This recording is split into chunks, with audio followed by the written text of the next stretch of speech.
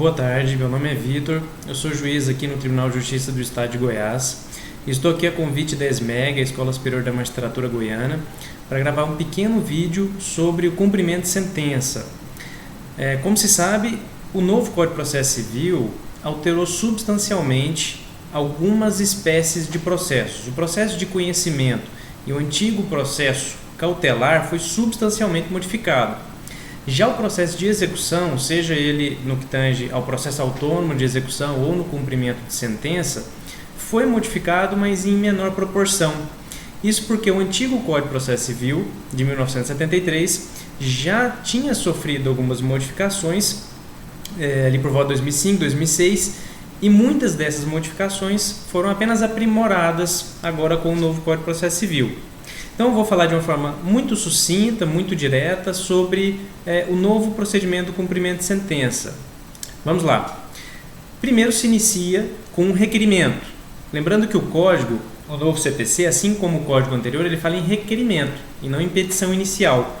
É uma petição muito simples, basta que o credor ele indique o seu crédito, faça referência à sentença, isso se dá no mesmo processo, é uma nova fase que se está instaurando.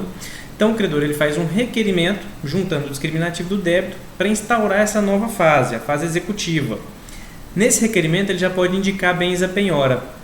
E se o juiz de pronto constata excesso, a execução vai prosseguir segundo o código, assim como era no anterior, vai prosseguir pelo valor completo indicado pelo exequente, só que os atos de constrição vão se limitar ao valor que o juiz entende devido.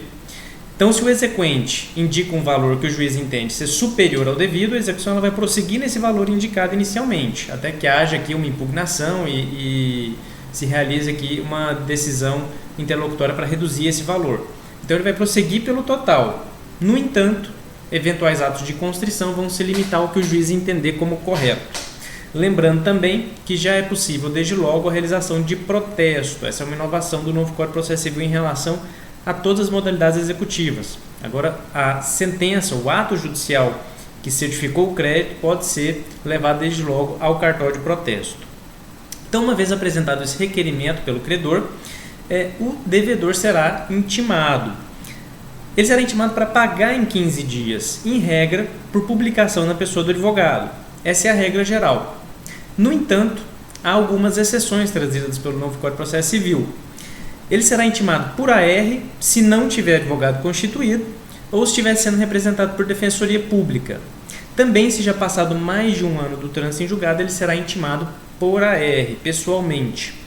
Isso porque, nesse último caso, houve uma demora do credor de instaurar a fase executiva e aqui para evitar alguma surpresa.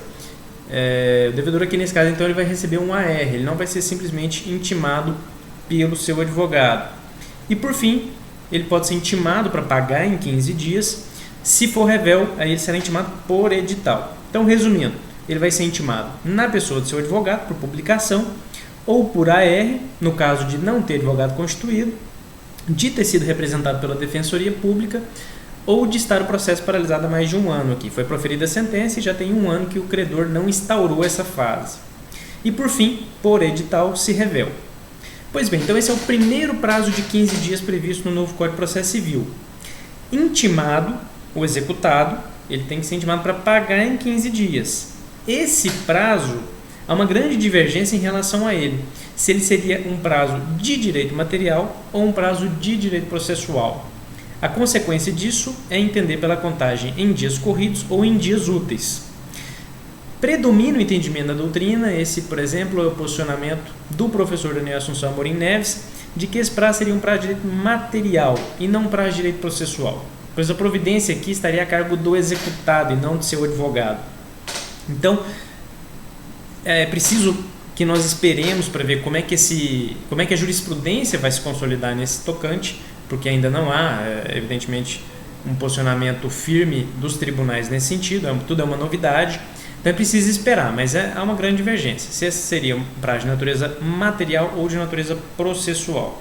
Pois bem, intimado para pagar em 15 dias, se ele não paga em 15 dias, o débito será acrescido de multa de 10% e honorário de 10%. Essa também é uma inovação, o código é bem claro nesse sentido. E esgotado esse prazo de 15 dias, passa-se a contar automaticamente um prazo de novo prazo de 15 dias, só que agora para que haja impugnação. Então veja bem, o credor apresenta seu requerimento, o juiz determina a intimação do executado, lembrando que não é a citação, porque aqui nós estamos falando em fase de execução e não em processo autônomo de execução. Comunicado, o devedor tem que pagar em 15 dias e, encerrado esse prazo de 15 dias, instaura-se automaticamente, independentemente de nova intimação, um novo prazo de 15 dias, agora para que haja impugnação. Essa, a meu ver, foi a principal modificação no regime estabelecido pelo novo Código de Processo Civil. Por quê? Porque antes a impugnação ela só se dava depois da penhora. Agora não. A intimação, 15 dias para pagar e depois 15 dias já para impugnar.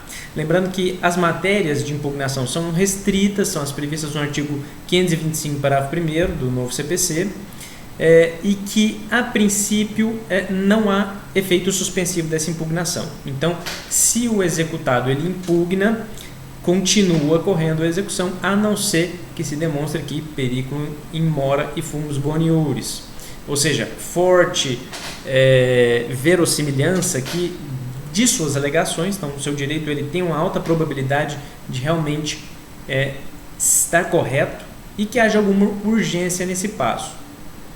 Então, superada a fase de impugnação, passa-se aqui a fase de constrição e depois a fase de expropriação. Em síntese, esse é o procedimento estabelecido pelo novo Código de Processo Civil. Muito obrigado e até a próxima.